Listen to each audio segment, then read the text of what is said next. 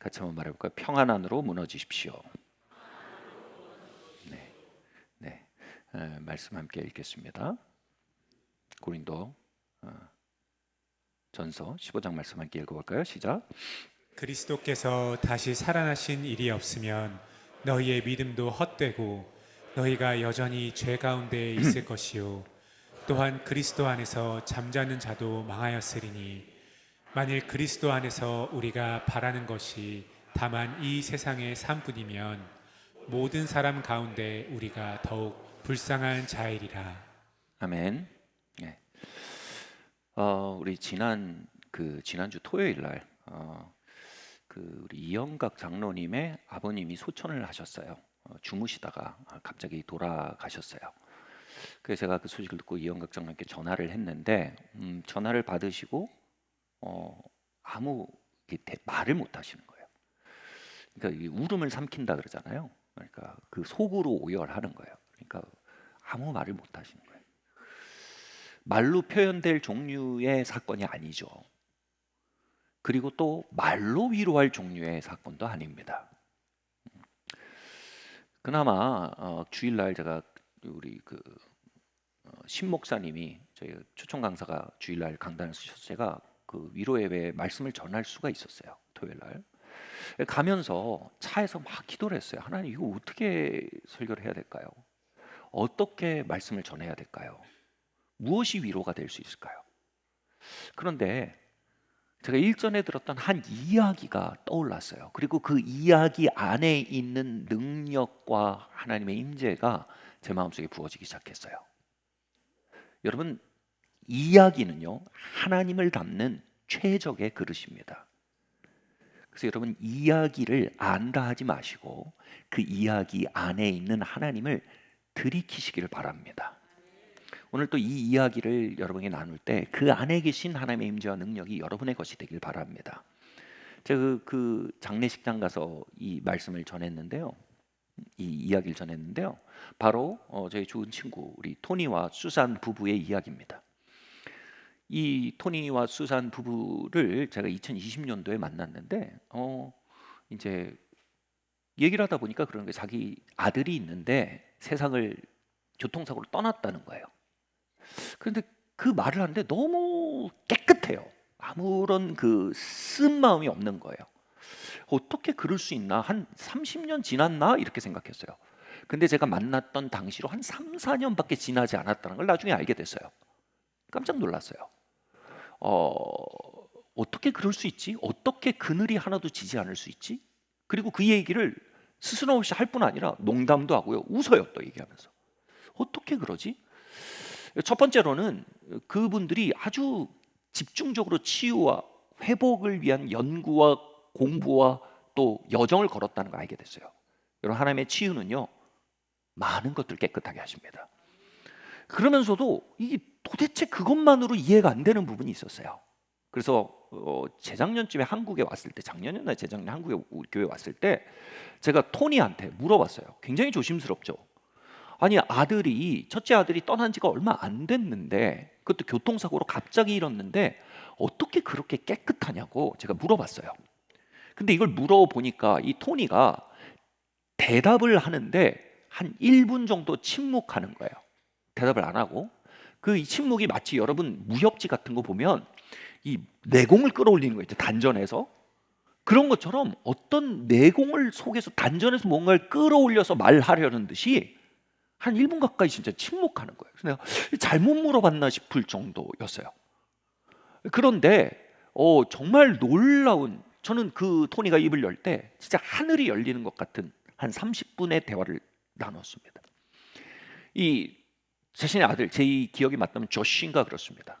조시와 조시. 이 조시가 교통사고로 세상을 떠났다라는 소식을 듣고 이 토니가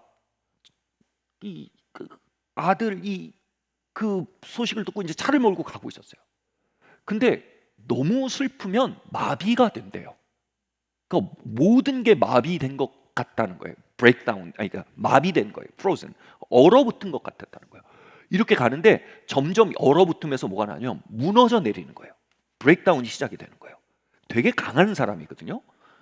근데 막 속에서부터 무너져 내리는데 더 이상 이 차를 몰고 가다가 큰일 나겠는 거예요. 그 갓길에 대고 잠깐 자신을 이제 이 자동차를 의자를 눕히고 찬양을 틀고 잠깐 무너져 내리는 게 완전 브레이크다운이 일어난 거예요. 근데 무너져 내리면서 하나님 예수님 예수님 찾고 있는데 그때 한 비전이 열린 거예요. 이 비전 안에서 영원을 올려다보게 된 거예요. 이 영원의 비전이 열렸는데 그 안에서 하나님의 보좌가 보이는데 너무 찬란하고 아름다워서 이 땅에서 보냈던 모든 시간이 헛되게 느껴질 만큼 찬란하고 아름답더랍니다. 이 땅에서 연연했던 모든 게 빛이 발해지고 또 이 땅에 있었던 모든 이야기가 지워질 만큼 아름답고 찬란했대요. 그래서 우와 하고 그 하나님의 보좌를 보는데 그 앞에 그 일렬에 하얀 옷을 입은 무리들이 그 앞에 그것을 찬양하는데 노래가 아니고 그냥 경탄이더래요. 경탄. 찬사와 경탄의 환호성이 계속되는 거예요. 토니의 마음이 너무 경이로워서 와 이게 영원이구나. 그리고 내가 저 무리들 중에 하나가 되는 것이 내 인생의 완성이구나.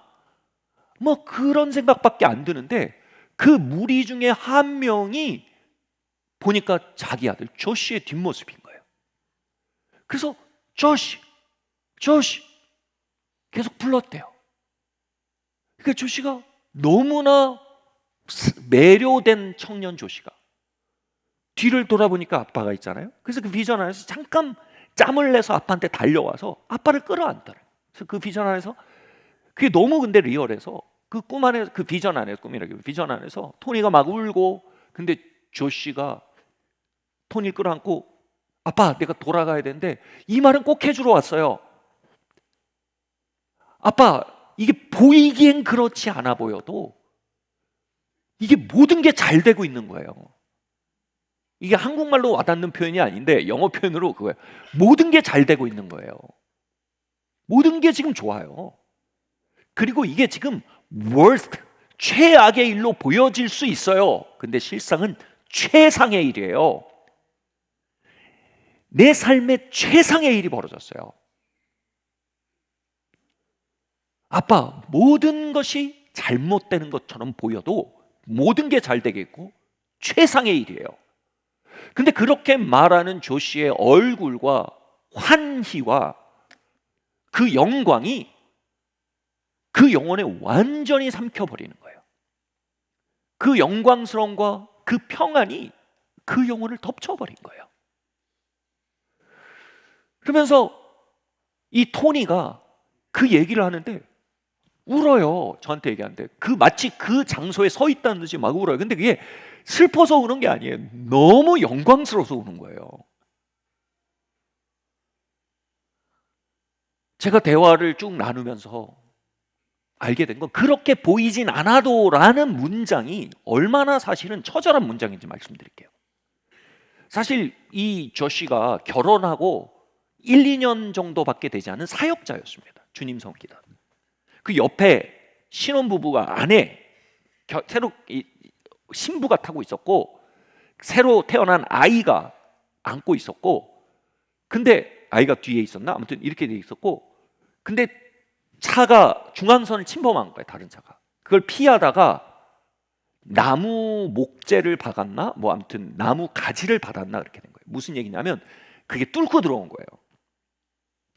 여러분 이렇게 되면 사체가 참혹하죠. 그리고 부모는 사실은 자녀의 신원 확인을 하기 위해서 그걸 봐야 됩니다. 그렇게 보이진 않아도란 말이요. 뭘 의미하냐면 그 참혹한 사체를 본 게 얼마나 시각적 충격이겠습니까? 그리고 며느리와 손주만을 남긴 채 떠나버린 젊은 사역자 아들의 사고가 얼마나 참혹한 상황입니까? 근데 이 시각적 충격, 이 상황적 충격에 대해서 It's all good. 이거 다 좋은 거예요 라고 말하는 게 어떻게 받아들여질 수 있어요? 이게 최악의 걸로 보여도 최상의 일입니다란 말이 어떻게 받아들여질 수 있어요? 이걸 받아들이게 만든 게 뭐냐면 그 영광과 그 환희와 충만의 영적 기후였던 거예요. 그 거대한 시각적 충격을 압도하는 영광의 범람이 있었던 거예요. 그 상황적 비극을 역전하는 놀라운 환희의 기류가 있었던 거예요. 그 이야기를 하는데 그 안에서 비탄이 나오는 것이 아니라, 트라우마가 나오는 것이 아니라, 그 영광과 환희가 흘러나오는 것은 마치 그의 이야기라는 블랙커피 같이 쓰고 어두운 이야기가 태평양이란 거대한 바다에 빠져 희석된 것처럼 그 환희와 충만이 그 이야기를 삼켜버린 거예요. 그래서 그 쓰고 어두움이 흘러나오는 게 아니라 도리어 그 얘기를 하는데 환희와 충만이 흘러나오는 거예요. 부활은 여러분 이렇게 레디컬한 거예요. 이렇게 급진적인 겁니다. 우리가 가진 부활의 소망이라는 거, 바울이 얼마나 이것을 급진적으로 표현하냐면, 이것이 우리에게 없다면 우리는 세상에서 제일 불쌍한 자다 이렇게 말합니다. 이걸 토니의 이야기로 연결한다면, 부활의 영광과 소망에 대한 체험이 없으면 토니와 수잔은 인생 최악의 일을 겪은 겁니다. 세상에서 제일 불쌍한 사람입니다. 근데 그것을 한 잔의 블랙커피로 만들 만큼 방대한 부활의 경험과 그리스도의 왕국의 실존이 그를 뭐예요? 세상에서 가장 불쌍할 수 있는 그들을요, 세상에서 가장 소망찬 증거로서 만들어버린 거예요. 저는 토니의 그 눈빛과 말과 수산과 토니의 삶을 통해 하늘의 영광을 봅니다. 저는 인간 내면에 자신의 어떤 것을 외면하기 위해서 만들어낸 판타지와 진정한 영적 체험의 차이를 구분하도록 훈련받고 공부해온 사람입니다. 그건 판타지가 아니에요. 그건 그 안에 있었던 진정한 체험이에요. 여러분, 이 체험이 우리의 것이 되기를 바랍니다. 이 바다가 우리의 삶의 블랙커피를 삼키기를 바랍니다. 우리는 그 바다가 아니면 세상에서 제일 불쌍한 자처럼 느껴지는 블랙커피를 마시고 있을 수 있습니다. 그러나 그 바다를 만날 때 우리는 그 블랙커피가 오히려 영광에 삼키어진 하나의 간장종지로 고백되어지는 거대한 신비를 누릴 수 있는 사람들입니다. 여러분, 기독교는 그 신비입니다. 여러분, 그 신비에 삼켜지는 역사가 우리의 삶에 계속돼야 합니다. 그런데 여기서 주목해야 될 바울의 고백을 한번 보세요. 내게 부활이 없으면 내가 세상에서 제일 불쌍한 자다라고 말하는 것을 보면 바울의 이렇게 말할 수 있는 논거는 두 가지로 평가됩니다. 한 가지는 그가 삼층천에 올라가 영원한 왕국을 체험했다라고 성경이 기록했는데, 이것이 바로 토니와 같은 맥락의 경험이었을 걸로 보입니다. 다시 말해 육신의 죽음이라는 비극이 끝이 아니요, 거대한 영원과 영광으로 들어가는 관문임을 그는 교리나 신학이 아니라 계시적으로 경험했던 것입니다. 아멘. 그런데 두 번째 논거는 이겁니다. 이렇게 말했어요. 그는 이렇게 말해요. 나는 날마다 죽노라 이렇게 말했습니다. 여기서 말하는 죽음들을 통해 그는 부활의 영광으로 들어가는 관문을 경험했다는 얘기가 되는데, 여기서는 날마다 죽노라가 날마다 삼층천에 갔다 이렇게 얘기해버리면 바울은 이상해져요. 그러면 완전히 좀 그 신비가 아니라 이 거짓 신비주의로 가는 거예요. 여기서 말하는 건 그게 아닙니다. 여기서 말하는 날마다 죽노라가 말하는 것은 바울의 자의 죽음을 얘기하는 겁니다. 자의 죽음이란 말이 멀게 느껴질 수 있지만 좀 풀어서 말씀드릴게요. 여러분, 요즘 인격 살인이란 말이 많아요. 요즘 물리적인 살인보다 더 많은 살인이 인격 살인입니다. 더 많은 물리적인 살인보다 더 많은 이들이 자살로 죽고 자살로 죽는 많은 이들은 인격 살해를 당했기 때문입니다. 인격 살인이 뭡니까? 자아가 파괴되는 경험입니다. 이걸 사회적인 살인이라고 합니다. 사회적인 살인을 당하고 사회적인 폭력을 당하는 겁니다. 내적 폭력, 자아에 대한 폭력적이고 살해적인 경험을 하는 것입니다. 바울은요, 가말리엘 문화였습니다.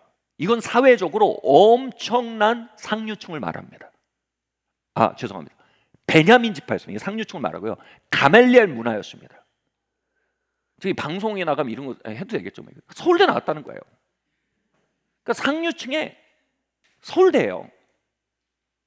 그리고 바리새인 중에 바리새인이었다는 건 뭐냐면 당대의 오피니언 리더 국회의원이었다는 겁니다. 유대 사회에서 그는 상류층의 서울대 나오고 국회의원이었어요. 이 엄청난 사회적 자아를 가진 사람이었는데 그가 어떻게 됐냐 하면 그들 유대 사회에서 블랙리스트에 오르게 됩니다. 그리고 축출 명단에 올랐을 뿐 아니라 살해 대상으로 바뀌고요. 바울을 죽이지 않으면 내가 먹지도 않겠다는 사람들의 그룹이 생겼어요. 그 만물의 찌꺼기로 여김을 받았다 그래요. 그러니까 그는 계속해서 인격 살인을 경험하는 삶을 만났던 거예요. 그의 자아가 계속 공격받고 파괴되는 일을 만난 거예요. 이걸 쉽게 말하면 뭐예요? 이게 어느 정도 수위에서 벌어지면 우린 그걸 뭐예요? 스트레스라고 합니다. 스트레스가 뭐냐면 자아에 대한 압박이란 뜻이에요. 우리의 내적 자아를 누르는 게 스트레스예요. 근데 이게 누르는 정도가 아니고 부서뜨리는 걸 뭐예요? 트라우마라고 합니다. 그러니까 그는 사실 내적으로 계속되는 스트레스 요인과 트라우마 사건들을 계속 매일 대면해야 했던 삶을 살았던 것입니다. 그냥 보면 되게 불쌍한 얘기입니다. 그런데 내게 부활이 없으면 내가 진짜 제일 불쌍한 사람이다 말을 바꿔 말하면 뭐예요? 나한테는 부활의 영광이 있다 이겁니다. 매일 삶은 나에게 블랙커피를 건네지만 신비는 나에게 태평양을 열어준다 이겁니다. 그래서 내 매일 받는 블랙커피가 내 매일의 태평양에 빠져 삼키운다 이겁니다. 그에게 부활 소망은 조리가 아니라, 여러분 수능 보면 뭐예요? 저 때는 굉장히 유행했던 노래가 겨울 바다로 가자, 나에게 있던 모든 괴로운 일들 파도에 던져버려 잊어버리고, 막 가면 막 울고 그랬어요. 겨울 바다 가고. 그 물리적인 바다가 아니라 신비의 바다요. 그 앞에 그냥 그러고 가면 뭐예요? 야 이거 뭐 이거 너무 좋은 거잖아. 다시 말해 뭐예요? 그가 모든 그 스트레스와 트라우마 속에 뭐라고 얘기한 거예요? 너무 잘못돼 가는 것으로 보이지만 It's so good. 이거 다 좋은 거야 라고 말하게 됐다는 거예요. 내 삶에 벌어지는 최악의 일로 보이지만 사실은 최상의 일로 가는 관문이었다고 말하겠다는 거예요. 여러분 이게 가능한 게 신앙이에요. 아멘. 이게 자동적으로 되는 게 신앙이라는 게 아니에요. 이게 가능한 게 신앙이라는 거예요. 여러분 계좌에 20억이 있어도 출금을 안 하면 삼시세끼 컵라면이에요. 20억이 있다는 건 백만장자의 삶을 가능하게 한다는 것이지 자동적으로 백만장자가 되는 걸 말하지 않아요. 신비라는 것은 마르지 않는 계좌라는 뜻이에요. 신비라는 것은 꺼내도 계속된다는 의미가 신비예요. 여러분 우리에게 주어진 부활이라는 거대한 영광의 겨울바다는요, 우리가 그것을 어떻게 출금하는지를 안다면요, 우리의 삶에서 만나는 블랙커피를 다 삼키는 태평양으로 내 삶에 역사할 수 있다는 거예요. 여러분 이 자원이 이 예배 안에 넘실거리고 있어요. 할렐루야. 이 자원이 여러분 삶에 손 뻗으면 닿을 곳에 와 있단 말이에요.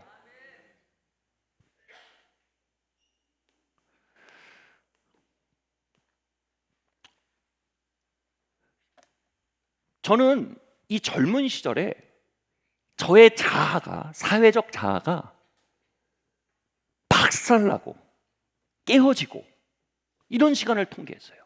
그러니까 스트레스를 넘어서는 트라우마들의 연속을 경험했던 것 같아요. 돌아보니까 막 이성관계 박살이 났어요. 그 다음에 사역 제가 목회자로서 꿈꾸는 제 미래가 있었을 거 아니에요. 제 커리어입니다. 이것도 사역이 박살이 났어요. 그래서 교회가 둘로 쪼개졌어요. 그 과정 속에서 저희 가족 공동체가 막내 아들인데 이 자리도 사실 더 이상 유지할 수가 없는, 다 설명하기가 복잡한데 그런 일들을 통과했어요. 그러니까 제가 또 캐고 들어가니까 제 안에 이게 있더라고요. 나는 중산층이야. 이게 제가 얼마나 소망과 안정과 미래의 빈거가 되는지 좀 몰랐어요. 근데 언제 아는 줄 아세요? 이게 흔들려 보면 알아요. 내가 중산층이야라는 자아가 깨지니까 죽을 것 같더라고요. 더 이상 난 중산층도 될 수 없고 내 장로교 통합에서 커리어도 더 이상 어떻게 될지 모르겠고 뭐 이렇게 됐는데, 이게 여러분 사회적인 자아가 흔들리면 그걸 뭐냐면, 내가 그걸 동일시하고 있었을 때 그거는 사회적인 죽음을 경험한다 이렇게 얘기하면 너무, 여러분 심리학적인 단어 너무 어렵잖아요. 그냥 체험적으로 말하면 죽는 것 같이 힘들어요. 아니요, 다시 말해 죽는 게 나아요. 죽고 싶더라고요. 그 기도를 했어요. 하나님, 그 신비의 바다로 간 거죠. 하나님, 죽겠습니다. 왜 이러십니까? 나도 이 자아를 가진 인간인데 이렇게 이거 너무 힘듭니다. 근데 그때 제 마음속에 오는 깨달음이 뭔지 아세요? 네가 아프냐? 아픈 것은 죽지 않아서다. 죽은 사람 안 아프다. 단번에 기도를 그만두고 나가고 싶더라고요. 다시 말해, 그 모든 시간의 목적은 뭔지 아세요? 제 자아가 죽는 거예요. 하나님의 솔루션은 뭐예요? 저는 뭐예요? 문제는 뭐예요? 제가 아프다는 게 문제였는데 하나님 보기엔 덜 죽은 게 문제예요. 와, 나는 이 터널이 너무 어두워서 빠져나가고 싶은데 하나님 이 터널을 넘어가라는 거예요.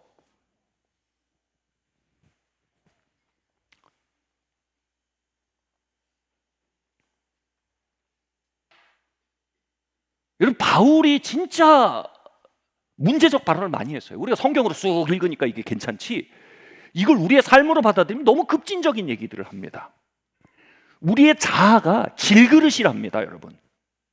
그리고 그 질그릇 안에 보화, 즉 그리스도를 아는 영을 주셨대요. 진짜 우리예요. 하늘 왕국이에요. 창세 전에 그분의 음성으로 지으신 나예요. 그리고 영원으로부터 부르고 계신 나이고, 하나님이 나를 사명을 주신 나이고, 그리스도가 죽고 부활하심으로 내 안에 시작된 그리스도의 임재예요. 이게 질그릇에서 담긴 보화래요. 문제는 이게 뭐예요? 질그릇 안에 담겼다라는 본문을 우리 신약학 교수님, 지금 소망교에서 은퇴하신 김지철 교수님이 당시 저희 신학학 교수님이셨는데, 이분이 이렇게 푸시는 거예요. 그러니 질그릇이 깨져야 된다는 겁니다. 와, 제가 들었던 수업 중에 제일 싫었던 수업이에요. 질그릇이 깨져야 그게 나온다는 겁니다. 근데 너무 맞는 말씀이에요. 바울은 그 모든 사회적인 압박과 자신의 자아가 위협받고 흔들리는 시간을 뭘로 이해했어요? 질그릇이 깨어져서 내 안에 보화가 드러나는 과정으로 이해한 거예요. 그래서 뭐예요? 깨세요, 이겁니다. 어머, 이거 깨져요, 어떻게 붙여주세요, 아니고 깨세요, 이겁니다. 어머, 이거 어떻게 다 망하겠어요. 확 깨버리세요, 이겁니다. 완전히 패러다임 시프트가 일어나는 거예요.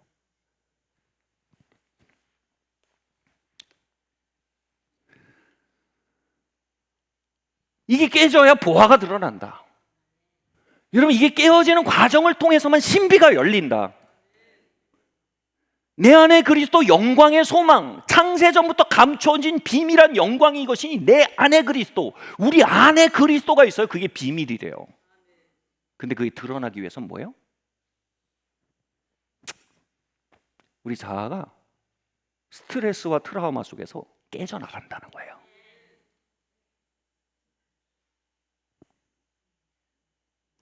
복음인가요? 모르겠어요. 복음이에요. 이건 뭘 말합니까? 제가 가장 좋아하는 도시 중에 하나가 이스탄불이에요. 이스탄불이 왜 좋냐 하면, 여러분 역사상 가장 찬란했던 문명을 가졌던 왕국 중에 하나가 비잔틴 왕국입니다. 아시는 분들 말일 거예요. 비잔틴 왕국이 굉장히 찬란한 문명을 가졌었는데 그 수도가 이스탄불이었고요. 그 문명이 이스탄불 내에 뭐 강남구보다 좀 작을까요? 술타나흐메시라는 지구, 역사 지구 안에 집중이 돼 있어요. 그러니까 최고의 고고학 박물관이에요. 그냥 그 자체가, 도시 자체가. 근데 제가 터키 사람이랑 만나서 얘기를 해보는데 그러더라고요. 우리는 지하철을 못 파요 그러더라고요. 지하철 팔려고 삽드니까 거기서 3000년 된 로마 경기장이 나오는 거예요. 그 고층 건물 못 올려요. 술타나흐메시는. 고층 건물 올리려고 땅 파니까 거기서 2000년 된 로마 시대 수도 지하 창고가 나오는 거예요. 뭐 좀 하려 그러면 막 왕궁이 나오고. 그래서 술타나흐메시를 어떻게든 특별 지구로 묶어버린 거예요. 다시 말해 술타나흐메 밖은 어떻게 발전하냐면 전철 놓고 빌딩 올리고 현대화해서 발전합니다.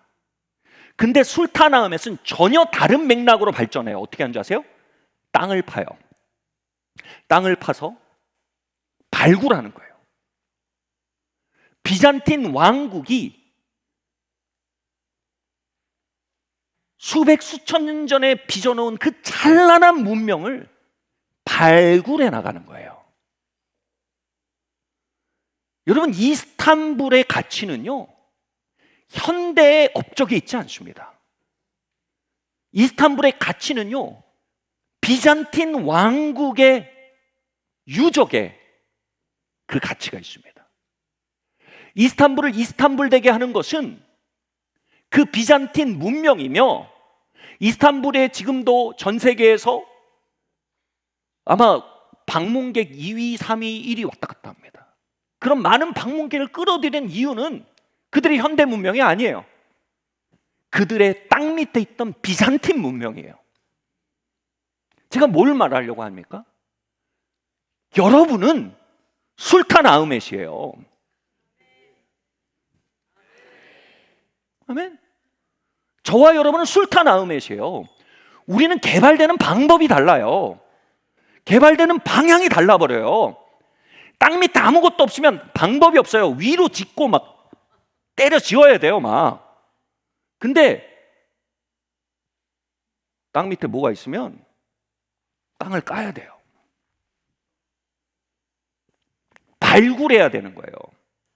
우리는 건설함으로 성장하지 않아요. 우리는 발굴함으로 성장해요. 제 말 뭔지 이해하시겠어요? 거기서 제가 그 가이드랑 대화할 때 굉장히 흥미로운 표현을 만났어요. 술타나흐메 막 너무 막 찬란하거든요. 근데 거기서 이런 거예요. 뭐 제가 뭐 어디 뭐 내가 뭐 무슨 왕궁터 보고 싶은데 어디로 가면 되냐? 아, 그 루인스를 만나려면 여기 가서 여기로 가면 된대요. 그 루인스란 말이 제가 영어로 배운 거는 황폐, 폐허란 뜻이거든요. 아니 폐허라고 불러서 저는 폐허인 줄 알았죠? 거기 돌아서 갔더니 그냥 눈물이 왈칵 쏟아질 것 같은 장엄한 유산이 거기 있는 거예요. 그냥 표현으로 발굴터를 루인스라고 불러요. 여러 가지 이유가 있겠지만 아무리 찬란한 것이 있어도 루인스, 폐허라고 부르는 이유는 뭐예요? 바닥을 까야 되잖아요. 그러니까 과정적으로는 폐허처럼 보여요. 근데 결과적으로 보면 이건 뭐 이스탄불 최고의 보물이 거기 있는 거죠. 여러분, 우리의 삶에, 여러분 이거 믿으세요? 우리가 죽어서 영원한 왕국이 우리 앞에 있다는 걸 믿으세요? 아멘? 이거 믿는 게 똑같이 뭔지 아세요? 우리 자아가 깨어진 밑에 진짜 가치가 있다는 걸 믿으세요? 이거랑 똑같은 거예요. 우리의 삶에 벌어지는 최악의 일은 우리가 죽는 일일 거예요. 그렇죠? 기본적으로 인간의 가장 깊은 곳의 동력이 에로스와 타나토스라 그래요. 가장 중요한 동력 중에 하나가 뭐란 얘기예요? 죽음과 죽음에 대한 어떤 직관적인 반응이에요. 그 타나토스는 뭘로 반응해요? 첫 번째로는 우리의 육체의 죽음에 대한 반사적인 반응들이에요. 여러분, 더러운 음식 보면 구토나무죠. 왠지 아세요? 그거 먹었다가 죽을 수도 있다는 몸의 반응이에요. 죽음에 대한 직관적 거부감이에요. 똑같이요. 여러분, 그 타나토스는요, 우리 안에 죽음에 대한 본능은요, 우리의 사회적 자아에 위협이 되는 것에 대해서 식겁을 합니다. 경악을 합니다. 근데 역설적으로 우리의 죽음 너머에 영원한 왕국이 있다는 신앙 고백은 우리의 타나토스의 본능 자체에 대해서 복음을 선포하도록 우리를 마주 세운단 말이에요. 아멘? 조씨가 토니에게 말한 것처럼 아빠, 이건 최악의 일처럼 보이지만 최고의 일이에요 라고 선포하도록 우리 안에 있는 타나토스 자체에 대해서 그 중앙에 선포하도록 복음은 우리를 마주 세울 뿐 아니라 우리의 자아의 죽음, 자아의 파괴의 일들, 각종 스트레스와 트라우마들 앞에서 이것을 통해서 우리가 까내려져 가는 것 같지만 사실 이걸 통해 신비에 초청받고 있다라고 말하고 노래하고 고백하도록 우리를 밀어세우고 있단 말이에요. 아멘? 여러분, 저와 함께 계세요? 예수 믿는 거 그거예요. 내 육신의 죽음 앞에 영원을 선포할 뿐 아니라 내 자아의 죽음 앞에 신비를 선포하는 거예요. 아멘? 일제시대 때는요, 인두로 지지면서 예수 부인해 했지만요, 현대사회에선 우리의 자아의 압박과 파괴의 시간 동안 불신앙의 영이 우리에게 말하는 거예요. 예수 부인해. 이거 발굴해서 아무것도 안 나와. 너 망하고 있는 거야. 너 끝나는 거야. 인생 외통수야. 거기까지야. 웃기지 마. 네 안에 뭐가 발굴돼. 너도 지어 올려져 가야지. 못 넘어 발굴 뭐가 있는데 네 안에. 너도 알고 나도 알잖아. 없어 그런 거. 신비? 몰라 그런 거. 이게 뭐예요? 이게 현대판 유혹이에요. 여러분, 현대판 신앙 고백은 이거예요. 그 속에서 내 안에 그리스도 영광의 소망. 주님, 이 속에서 그 신비를 알게 해주십시오. 그 속에서 우리의 질그릇이 깨어지는 이 시간 속에 보화를 만나게 해주십시오. 저의 말씀드렸던 그 20대 시간 속에 저는 신비를 만났어요. 저의 신학교는 교실에 있지 않았어요. 저의 신학교는 그 자아의 깨어짐의 시간이었어요. 신비는 글로 배워지는 게 아니에요. 신비는 정보를 안다고 얻어지는 게 아니에요. 신비는 그 글과 정보의 실체를 만나는 거예요. 그걸 만나는 건 여러분 다른 방법이 없어요. 깨어짐이에요. 우리가 술타나음엣이란 말은 우리의 진짜 가치는 자아를 높게 지어 올려지는 데서 찾아지지 않으며 우리의 진짜 가치는 자아가 깨어져 내려가는 발굴 과정을 통해서 발견된다는 거예요. 내 안에 그리스도 영광의 소망이에요. 바울의 표현을 잇닫는다면 우리가 발굴 과정 속에서 그 신비를 만나지 못하면 가장 불쌍한 사람이 되고 마는 거예요. 제 말 뭔지 이해하시겠어요? 발굴 과정은 우리에게 계속해서 블랙커피를 매일 줘요.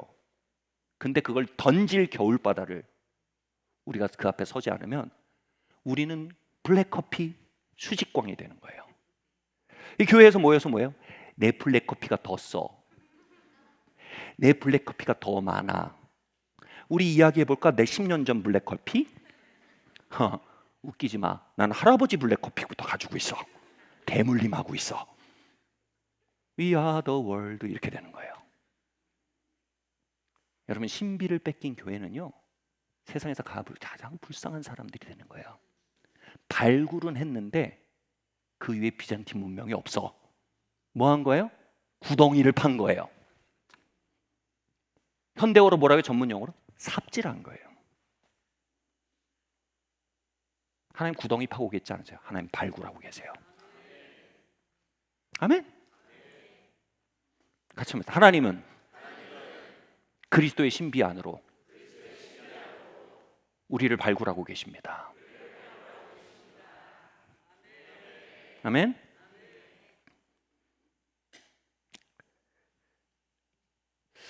저는 성도들이 죽음을 향해서 사망아 너의 쏘는 것이 어디 있느냐? 말할 수 있는 근거가 부활의 소망이 있다는 걸 믿습니다. 자, 근데 이 부활의 소망, 우리가 죽어서 천국 갈 거 어떻게 알아요? 여러분 어떻게 압니까? 바꿔서 질문할까요? 여러분 부산 여행을 가는데 여러분 부산에 도착할 거 어떻게 알아요? 난 3시간 뒤에 부산에 있을 거야.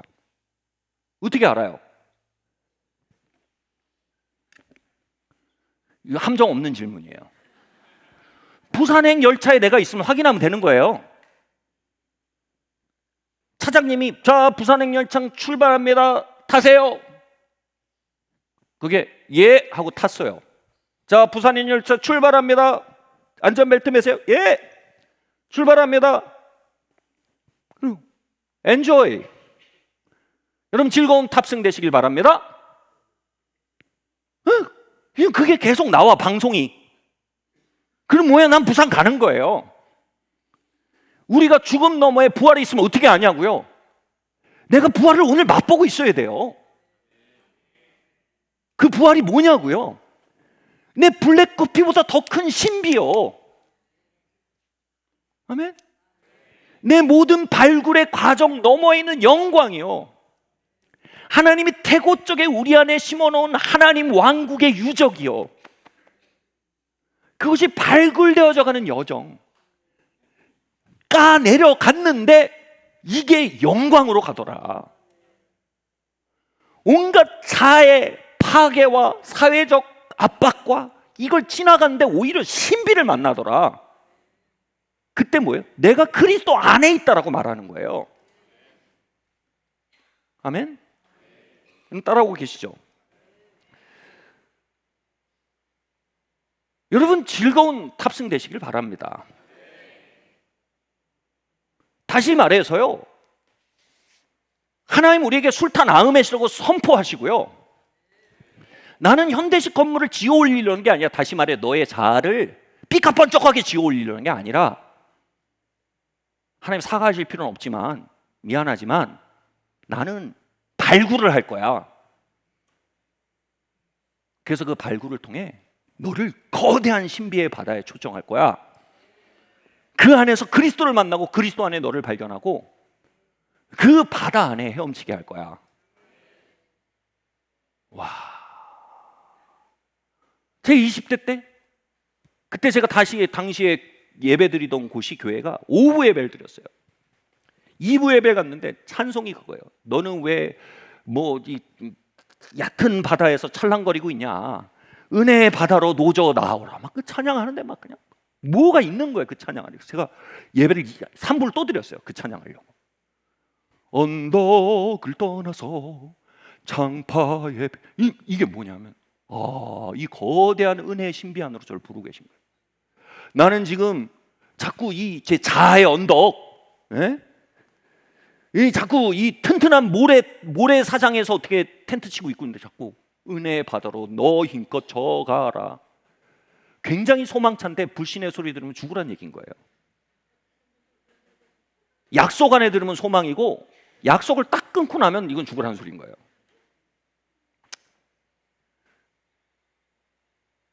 할렐루야. 여러분, 안 죽어요. 안 망해요. 뭐 망하는 것처럼 보일 수 있어요. 최악으로 보일 수 있어요. 근데 최악으로 보여도 그건 최선으로 가는 길이에요. 이거를 지키는 거예요. 할렐루야. 그러면서 조금씩 야, 그 신비라는 게 이거구나.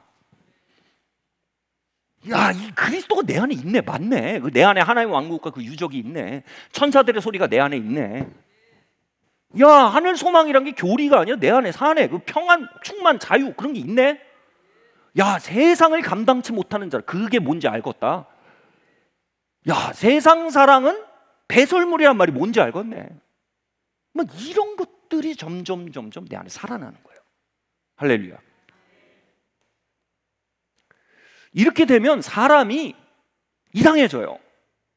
여러분 저를 어떻게 보실지 몰라도 제가 사실 타고난 새가슴입니다. 겁이 많아요. 그 겁이 많은 사람이 여러분 좋아요. 겁이 많은 사람이 오래 산대요. 인류학적으로 보면 겁이 없는 사람들이 빨리 죽는데요. 그래서 위대한 발견하고 빨리 죽는데요.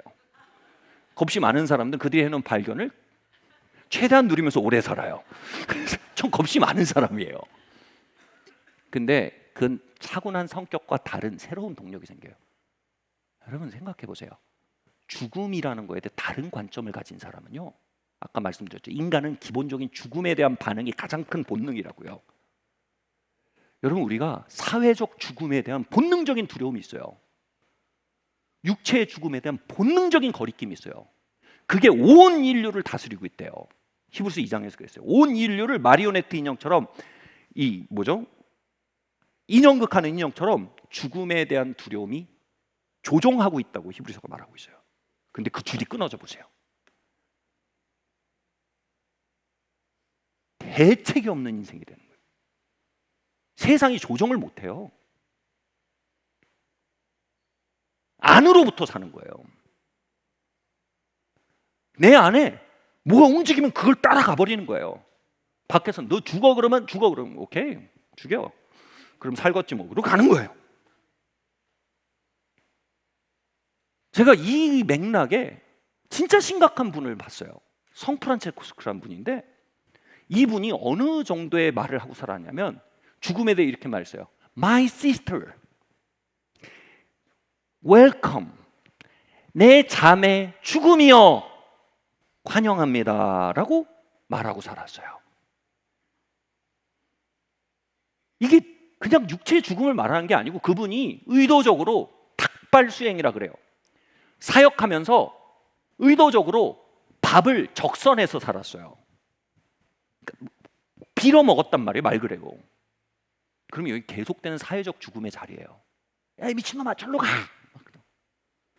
근데 그때 그 시간들 속에서 신비가 더 강해지는 걸 경험한 거예요.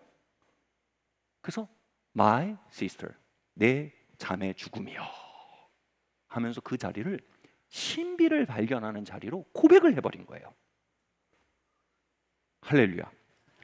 지금도요 여러분 그 유산 속에 서구교회가 살고 있는 거예요. 우리도 서구교회의 연장이거든요.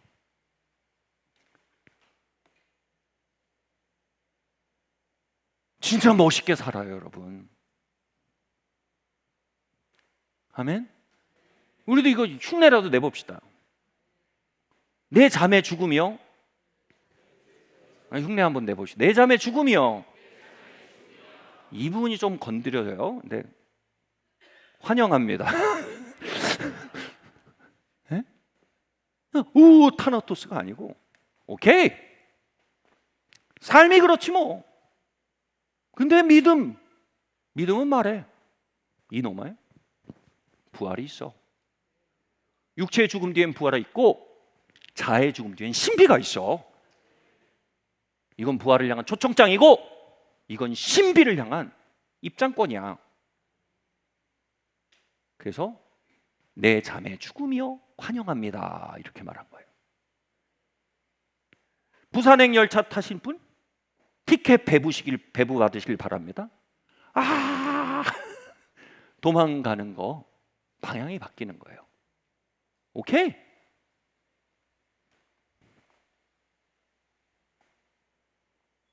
죽음의 이야기가 난무하는 삶에 제가 그때 바울의 말을 이해 못한 거예요. 남자답게 믿음 위에 서서 강건하래요. 이게 무슨 성차별적인 얘기예요. 근데 거기서 말하는 건 남성을 말하는 게 아니라 남성성을 말하는 거예요. 여러분, 여자 안에도 남성성이 있어요. 남자 안에도 여성성이 있어요. 이거 얘기하면 복잡한데 거기서 뭐예요? 믿음 안에서 남성성을 길어내라는 거예요. 그러니까 내 자매 죽음이요, 이거는 시를 쓰고 있는 게 아니에요. 어마어마한 배포예요. 진정한 거룩한 태토남이에요. 여러분, 우리 안에 그 믿음의 배포가 돌아오기를 바랍니다. 아멘? 도자기 깨져, 붙여줘. 셀리더님 안부 안 깨지게 기도해 주세요.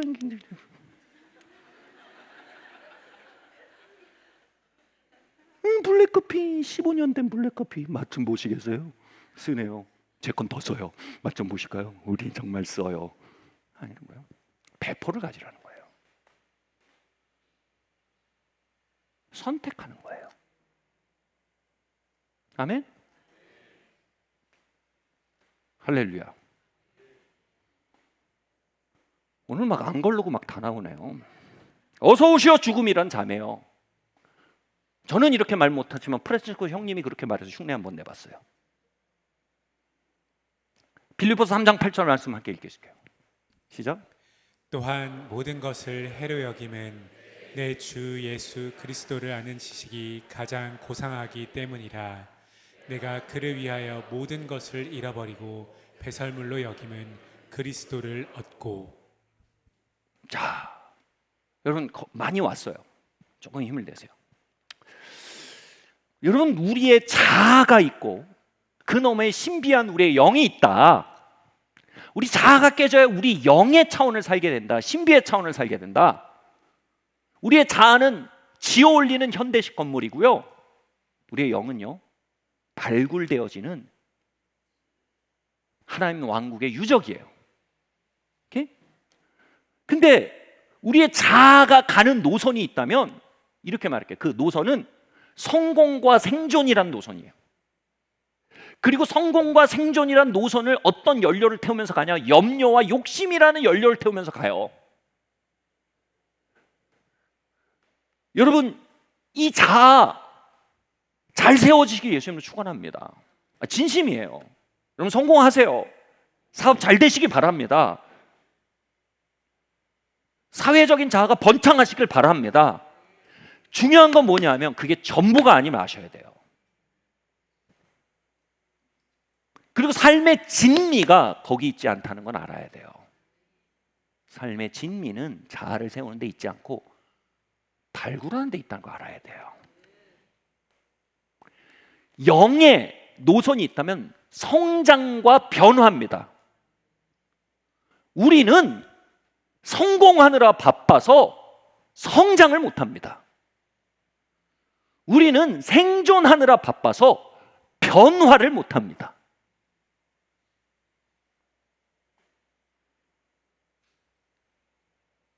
하나님은 우리의 자아를 세우도록 도와주시는 분이에요. 성경 보면 사실입니다.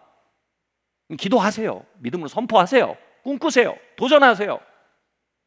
그러나 여러분, 하나님 때로는요, 우리의 자아를 세우실 때가 아니라 발굴을 하십니다.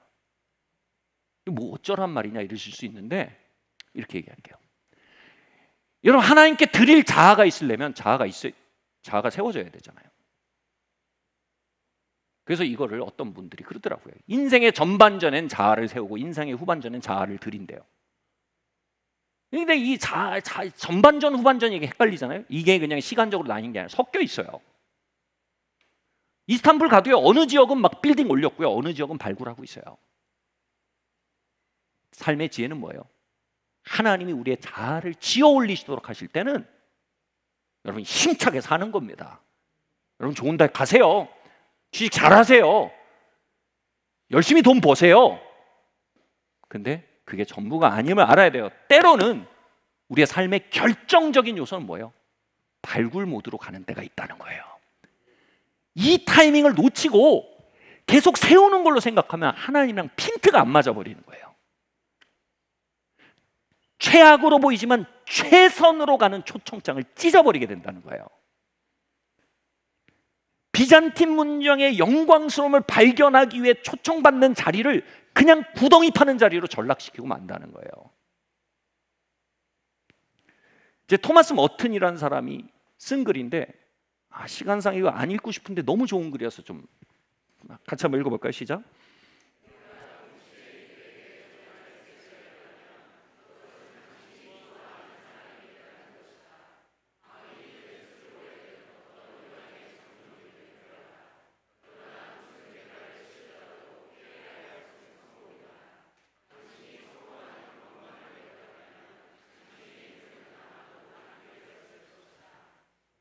여러분, 우리 인생의 최고의 가능성은 절대로 자아가 롯데타워가 되는 게 아니에요. 우리의 최고의 가능성은요, 우리 안에 있는 신비가 개방되는 거예요. 여기서 말하는 성공하지 말라는 게 아니에요. 여기서 말하는 건 뭐예요? 성공이 전부인 듯 살지 말라는 거예요. 하나님의 리듬을 놓치지 말라는 거예요. 하나님의 주도권을 오해하지 말라는 거예요. 아멘? 굉장히 강하죠, 말이. 술고래든 어떤 모양의 잡놈이든 되래요. 성공에 정신 팔린 인간 되는 것보단 그게 낫다는 거예요.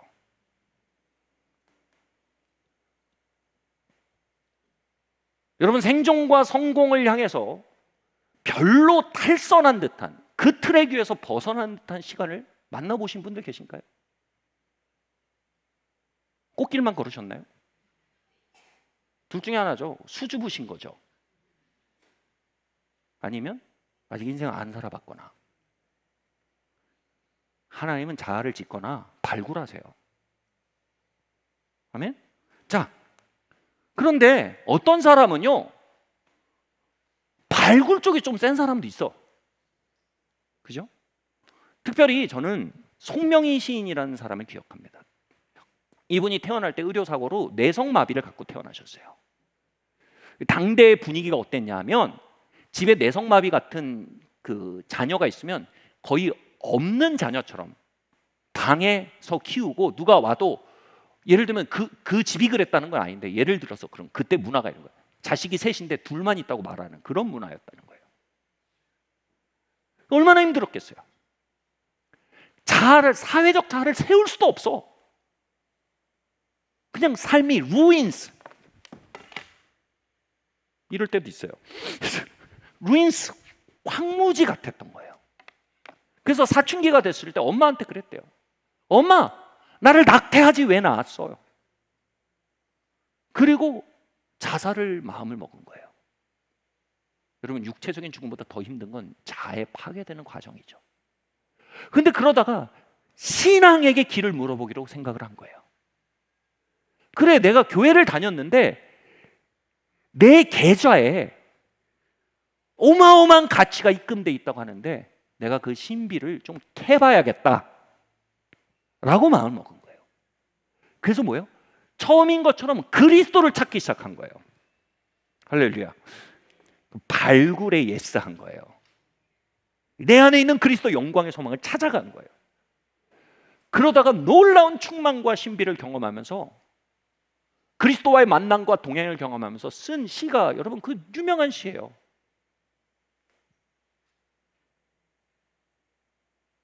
나 가진 재물 없으나 나 남이 듣지 못한 음성 들었고, 나 남이 받지 못한 사랑 받았네, 나 남이 모르는 것 깨달았네. 그리고 뭐예요? 공평하신 하나님이래요. 이게 고린도전서 15장이에요. 삶은 나에게 블랙커피를 겁나 줬는데 하나님은 나에게 어마어마한 바다로 방문하시더라. 그래서 그 블랙커피가 바다에 다 빠져버리더라. 공평하다는 건 똔똔이란 뜻이 아니죠. 역전의 하나님이란 뜻이죠. 나는 사회적 자아가 숨도 쉴 수 없는 그 골방에서 신비의 바다를 만났다 이겁니다. 거기서 내 삶이 역전됐다 이겁니다. 그러면서 이어지는 시가 있어요. 예수 그 이름 나는 말할 수 없네. 그 이름 속에 있는 비밀을, 그 이름 속에 있는 사랑을, 그 사랑을 말할 수 없어서 그 풍부한 표현 못해서 비밀이 되었네 그 이름. 사람든 그 이름 건축자의 버린 돌처럼 버렸지만 내 마음에 새겨진 이름은 아름다운 보석. 내게 있는 귀한 비밀이라 내 마음에 숨겨진 기쁨.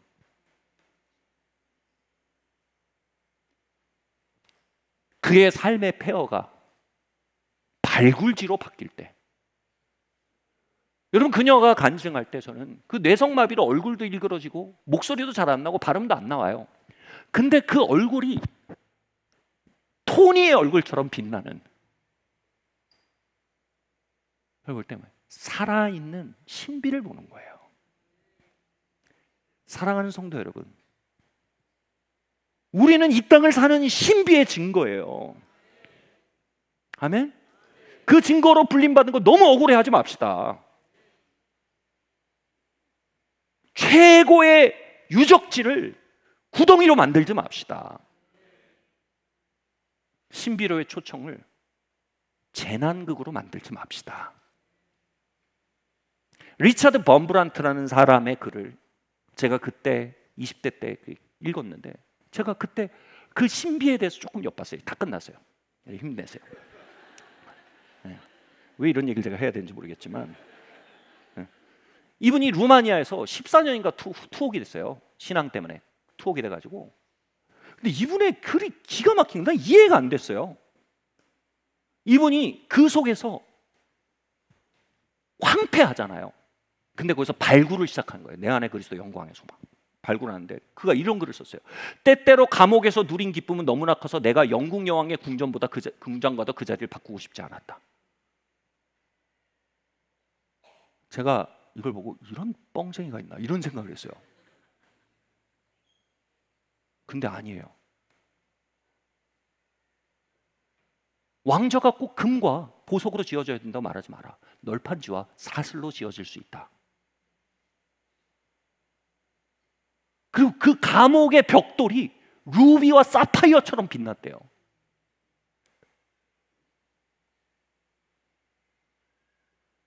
그는 거기서 파괴되고 끝날 수도 있었어요. 하나의 구덩이로 끝날 수 있었어요. 근데 거기서 그는 살아있는 부활의 증거가 된 거예요. 아멘?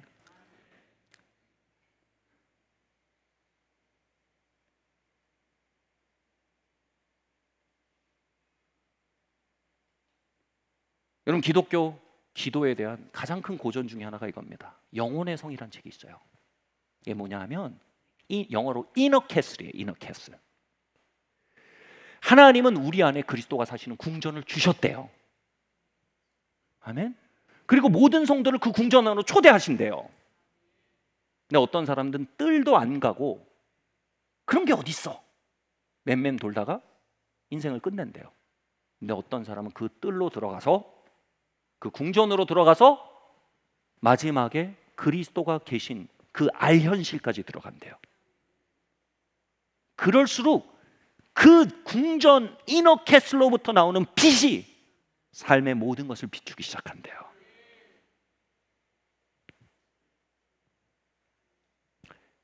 우리의 빛나는 자아를 지어 올리는 과정이 과정적으로 필요합니다. 그러나 그건 사이드 디쉬입니다. 메인 디쉬는 영혼의 성입니다. 그리스도가 우리 안에 계시다니까요. 여러분, 그것이 우리 안에 빛을 비출 때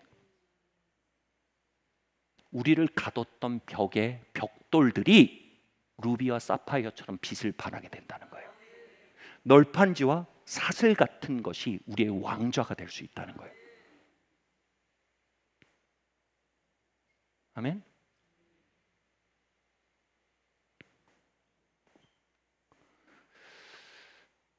진짜 이 얘기하고 마칠게요. 제가 얘기 마친다고 3번 안 맞춰요. 3번째. 제가 이스탄불의 술탄아흐멧에 가면 제가 좋아하는 부분이 그래요. 거기에 가면 그랜드 바자르라고 막 한 1500년 됐나요? 엄청나게 오래된 시장 한가운데 벽돌도 막 모래 벽돌로 만들어 놓고 뭐 아무튼 정말 유적이에요. 유적지 한가운데 스테이크 하우스가 있어요. 거기서 이제 스테이크를 뭐 엄청 비싸진 않은데 오, 얼마나 여러분 느낌 있어요. 그리고 한번 보여주시겠어요? 제가 세상에서 제일 좋아하는 커피숍이에요. 사진 혹시, 이게 뭐냐면 아야소피아, 비잔틴 문명의 극치입니다. 아야소피아가 내려다 보이는 커피숍이에요. 발코니에 있어요. 여기 갈 때마다 이 커피숍 가서 커피 마셔요. 제가 사진 찍는 스킬이 좀 그렇습니다. 그래도 아무튼 감안하셔서 봐주세요. 이게 다 보이는데, 그러니까 이게 2000년 전 비잔틴의 영광 속에서 커피도 마시고 스테이크도 먹고 기가 막힌 거예요. 여러분, 우리 안에 계신 그리스도의 영광은요, 우리의 일상을 가득 채울 수 있어요. 여러분, 그 그리스도 안에서요, 결혼하세요. 네? 그 영혼의 왕국 안에서 여러분 아이들 키우세요.